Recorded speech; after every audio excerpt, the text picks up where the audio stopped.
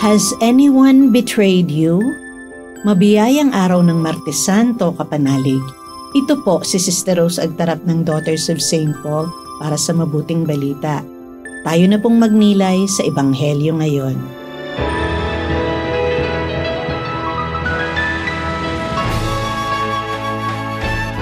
Nabagabag sa kalooban si Jesus at nagpatotoo. Talagang sinasabi ko sa inyo, ipagkakanulo ako ng isa sa inyo. Nagkatinginan ang mga alagad at hindi nila malaman kung sino ang tinutukoy niya. Nakahilig sa dibdib ni Jesus ang isa sa kanyang mga alagad, ang mahal ni Jesus. Kaya tinanguan ito ni Simon Pedro upang usisain si Jesus kung sino ang kanyang tinutukoy. Kaya paghilig niya sa dibdib ni Jesus, sinabi niya sa kanya, Panginoon, sino ba iyon? Sumagot si Jesus, Iyon siyang ipagsasawsaw ko ng kapirasong tinapay at siya kong bibigyan. At pagkasawsaw ng kapirasong tinapay, ibinigay niya yon kay Judas, anak ni Simon Iscariote.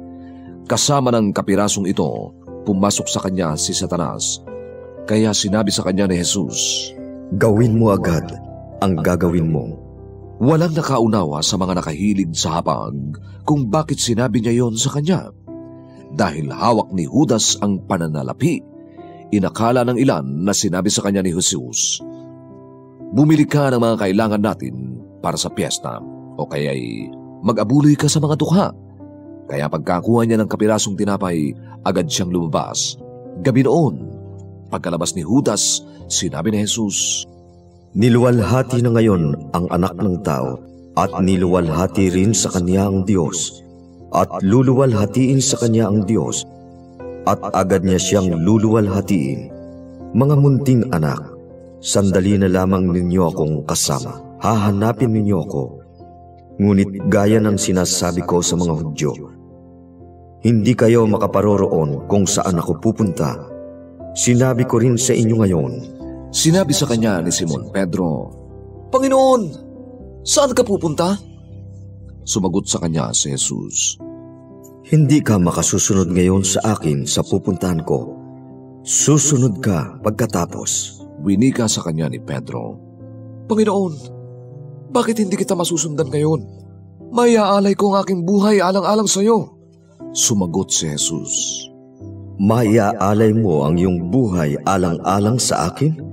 Talagang sinasabi ko sa iyo, hindi titilaok ang manok hanggang maitatwa mo akong makaitlog.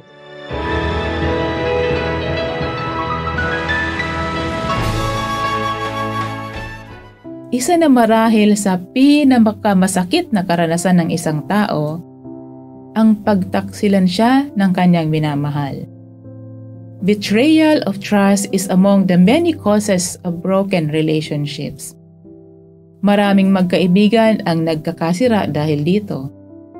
At lalong maraming mag-asawa ang nagkakahiwalay dahil hindi na nawawala ang pagdududa na nagiging sanhi ng matinding selos sa asawa. Pero higit na sakit marahil ang naramdaman ni Jesus kahit hindi pa nangyayari ang pagkakanulo sa kanya. Kasi alam na niya na mangyayari ito at kung sino ang magkakanulo sa kanya. Subalit, kailangan pa rin niyang tuparin ang kanyang misyon. Sa kabila ng sakit, pagmamahal at pagpapatawad ang kanyang ganti kay Judas. Kapanalig, ngayong Martes Santo, hinahamon tayo ni Jesus na tularan siya. Piliin nating patuloy na magmahal at magpatawad kahit mahapdi pa ang kirot. Mahirap, pero posible kung hihilingin natin sa Diyos ang grasya at lakas na tularan si Jesus sa kanyang pagmamahal at pagpapatawad. Minsan, may dinalaw kaming kamag-aral. Kamamatay lang noon ng nagtaksil niyang asawa. Iniwan siya for 20 years. Sumama sa kabit at bumalik lamang ito nang malubha na ang sakit. Mahirap sa una dahil sanay na si Mrs. na mamuhay na walang asawa. Gayunpaman, sinikap niyang gampanan muli ang pagiging kabiyak at inihanda niya ang asawa niya sa pagharap sa Panginoon. Mapayapang umuwi ang kaluluwa ng asawa niya sa Diyos. Baon ang kanyang pagpapatawad na nagdulot din sa kanya ng kapayapaan.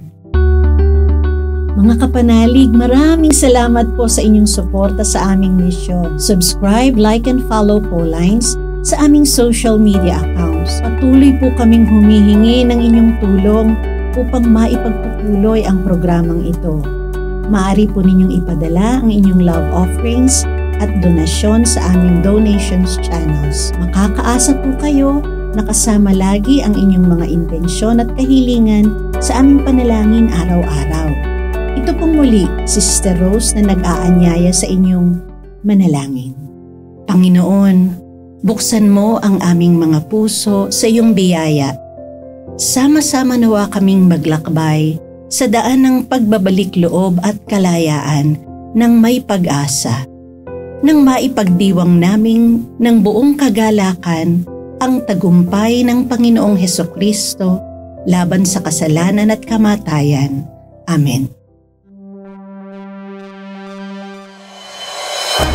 We are here to provide a new way of communicating and proclaiming the gospel.